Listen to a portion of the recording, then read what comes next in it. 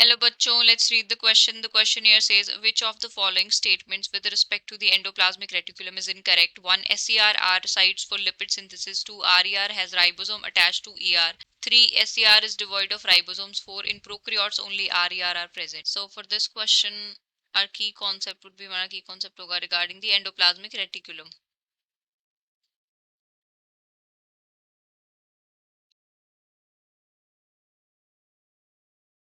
सो endoplasmic reticulum या इसको हम रिप्रेजेंट कर रहे हैं ईआर से. ईआर जो है it is a cell organelle formed by complex tubular membrane structure. Cell organelles formed by complex tubular membranes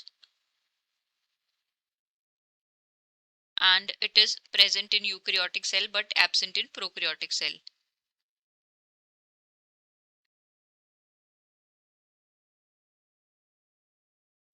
Eukaryotic cells absent in prokaryotic cell.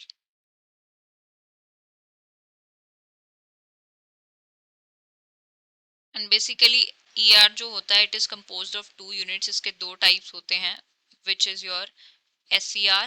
SCR is smooth endoplasmic reticulum. Smooth endoplasmic reticulum.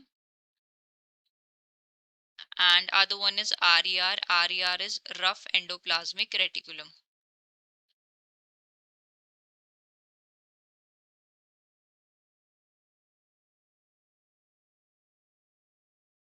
So SCR जो होता है ये major site है for lipid synthesis and steroid hormones. Major site for lipid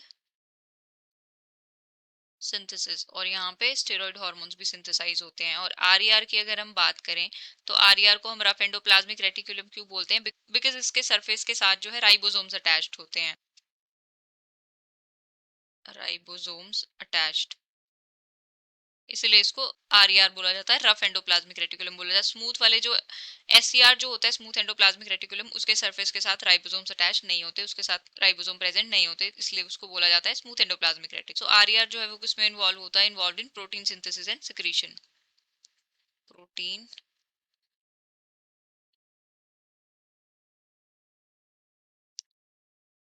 and secretion.